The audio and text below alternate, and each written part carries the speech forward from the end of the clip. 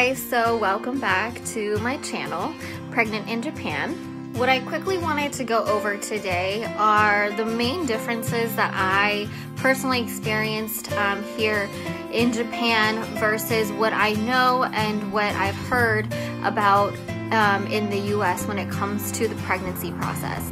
So here I actually have my notes in front of me, and I have about 11 bullet points of different information. Of course, there's a lot of other little things here and there that are different between, you know, the two cultures and the two countries.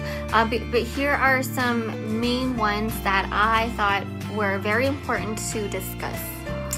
So let's just get right into it. Number one was that once you do find out that you're pregnant, you do need to register your unborn baby at your nearest city ward. And I know you don't need to do that in the United States, but out here in Japan, that's how it goes. When you do register your unborn baby, they give you a lot of pamphlets and also like a keychain thing that I showed in a different video. It's a keychain that basically says, you know, I'm pregnant, for people who are on public transportation or something like that, so they can help you out. Then number two is insurance. So the health insurance out here in Japan doesn't actually cover pregnancies. They do have a cool system though when it comes to helping you out financially with doctor's visits and actually giving birth and hospital stays and things like that. So I haven't actually gone through the insurance process in the United States. I just know I have a few friends right now who are pregnant as well, who are going through different, you know, processes out there in the States.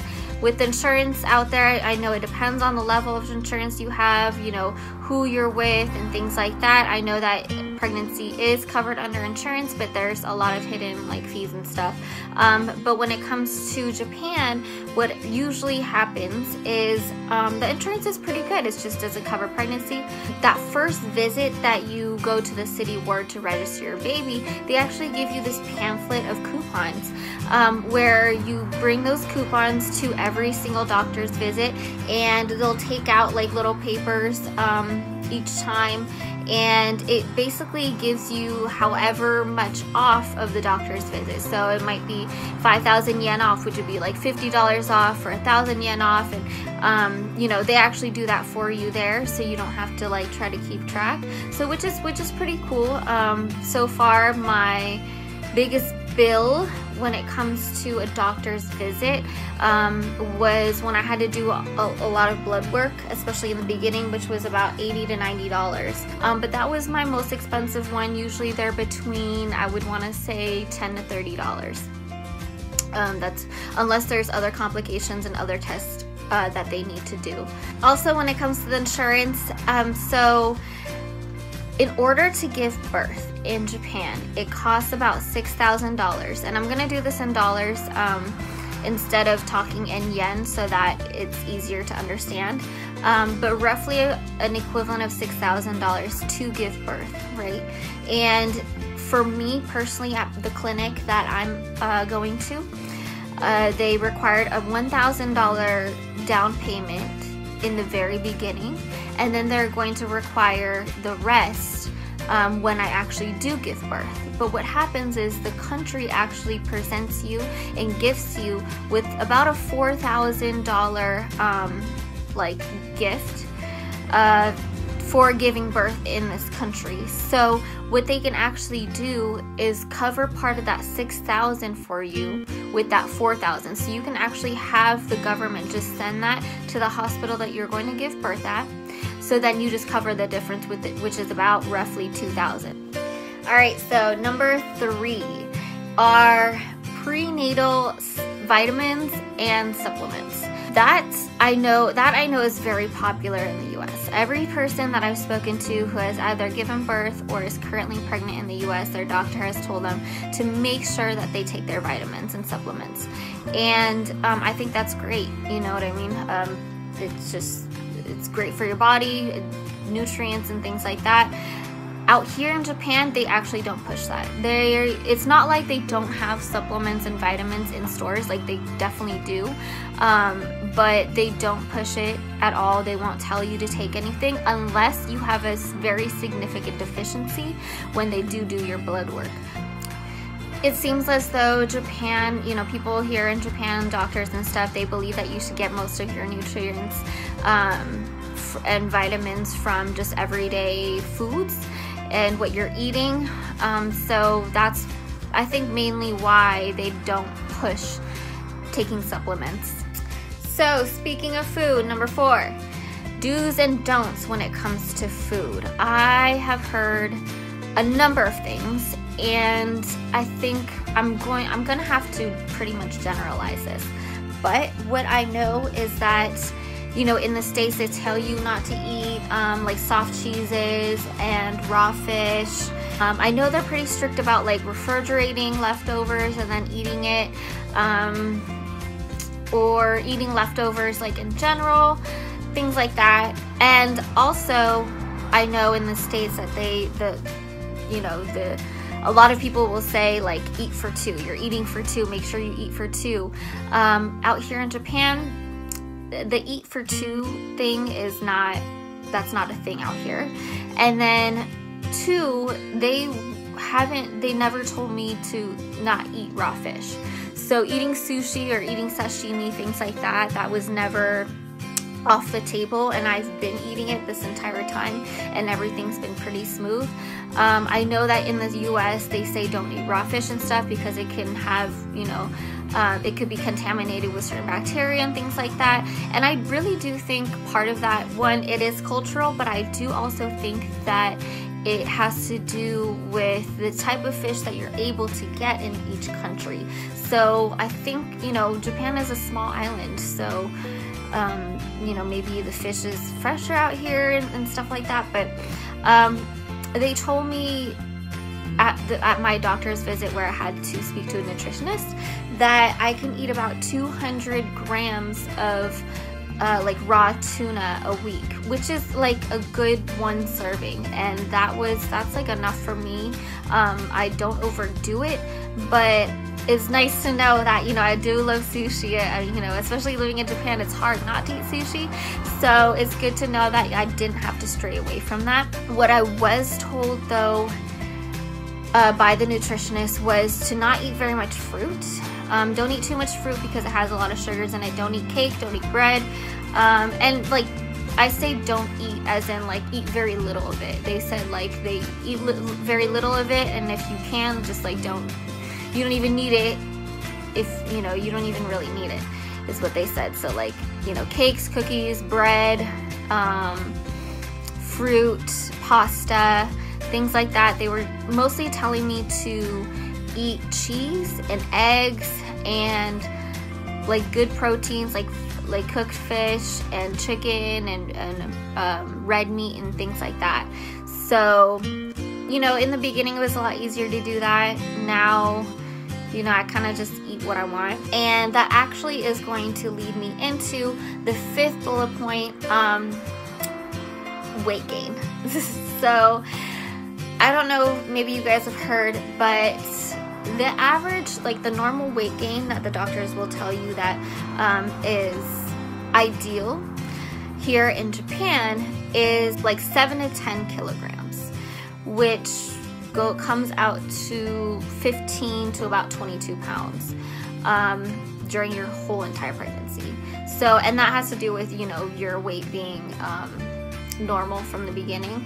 So yeah, they told me I was about 100 pounds to start off with, and they told me that I should, by the end of my pregnancy, I should look to be gaining about 20 pounds. In the US, it is higher than that. So in the US, the average weight gain, what they say for a normal, you know, woman with a BMI at a normal range would be 20 to 35 pounds, right? I'm just gonna be honest with you right now. I hit that 20-pound mark like a while ago. So I actually weighed myself today. I've been trying to stay off the scale because it kind of scares me, especially because of what they're telling me. But I have gained about 30 pounds now, and I'm at 35 weeks. So I'm 35 weeks pregnant, and I've gained 30 pounds already, which makes me feel nervous because they're so strict about it. And the reason why they're strict about it is because they want you to have an easy childbirth. And you know, here in Japan they have this motto. When you translate it, it basically means grow your baby small in your stomach and then raise them to be big.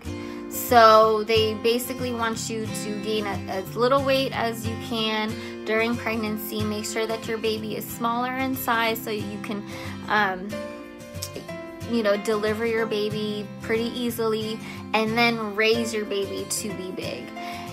That maybe because I wasn't raised in this culture, I don't understand it fully. Like, I'm a huge advocate for listening to your body and listening to what your body needs. So I mean, unless you're eating hamburgers and fries and hot dogs and top ramen and, you know, all these fried foods and fried chicken and stuff every single day, when your body craves something, I believe that it actually means that you're in a deficiency for that thing.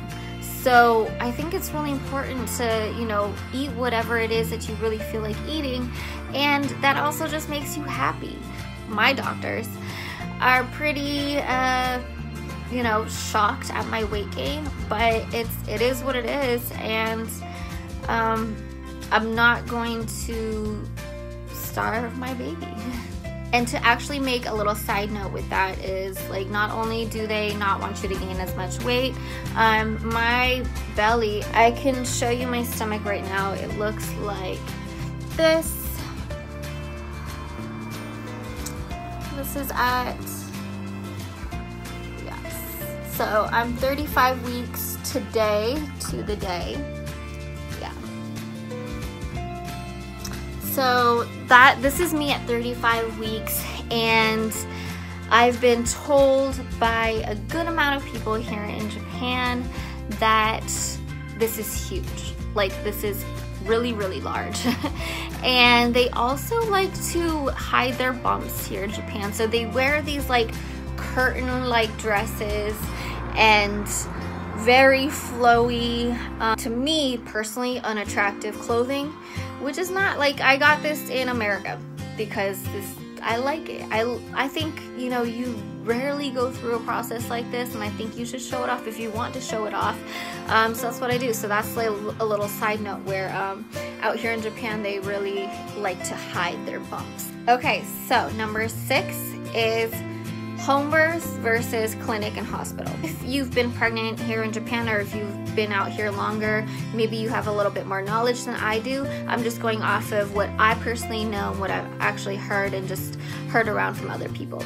So what it feels like to me is that there's a larger option to be able to do a home birth if you want to out in the United States. So I've actually had a number of people on my social media, like friends that I actually know, who have mostly had home births and like in like a bathtub at home or a pool at home with like a midwife and a doula.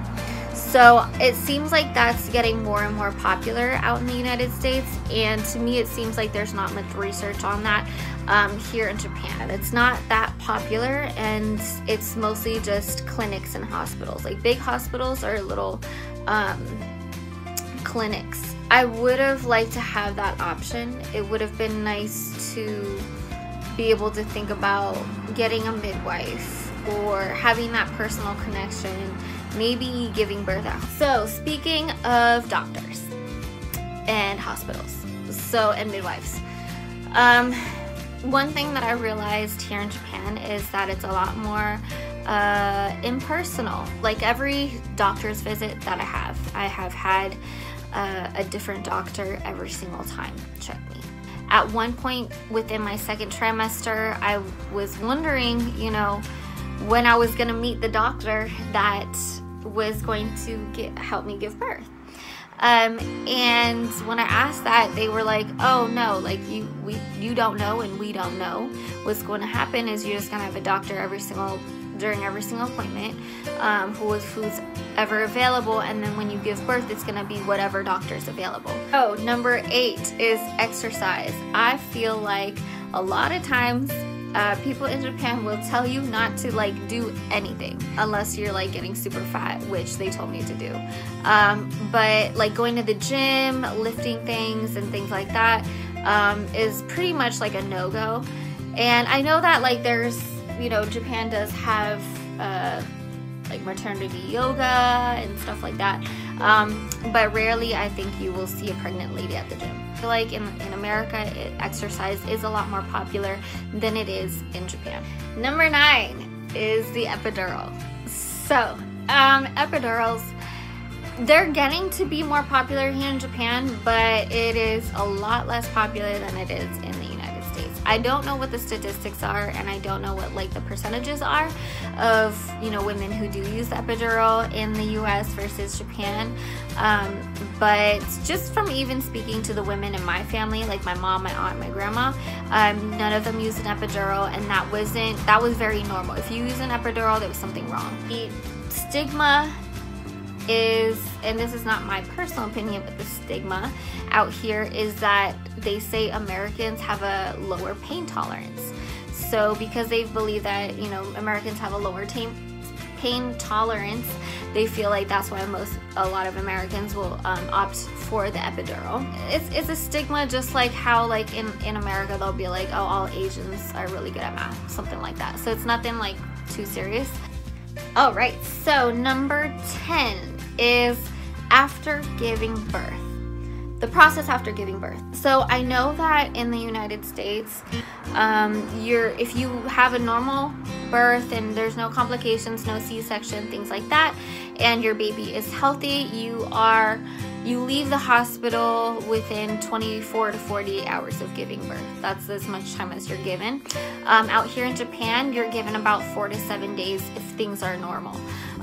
Me personally, at the clinic that I'm at, they told me from, you know, you give birth on this day, and from the next day, you have 4 days. So the next day is day 1. So I'll be in the hospital for about 4 to 5 days after giving birth, which is pretty cool. I mean, it gives the mom some time to like get used to it and you know, recover and things like that. So I do have to say another difference. Side note is the father is the only person allowed in the room when you give birth. And it's only right when you give birth. So he can't even be in the room when you're in labor. Like once they start seeing like the head and stuff is when they'll call the father in. I asked my doctor, like, okay, well, there is a bit of a language like barrier. You know, I can speak Japanese, but when it comes to medical terms and things like that, I get really nervous, especially in a situation like that. So I asked them, like, can my mom be in the room? They said no. That's just not. They don't do it that way. I know in the United States they do allow different family members to be in the room. Sometimes I've seen videos of women giving birth with their whole entire family in the room. So I think that's pretty cool though. I'll just have to, you know, go through the labor and stuff on my own, which is a bit nerve-wracking, but oh well, it is what it is. There's obviously pros and cons to giving birth anywhere in the world. So what happens is, you know, in the United States, I know that families are able to like spend the night with you and things like that, and be with you overnight during labor and, you know, some days after.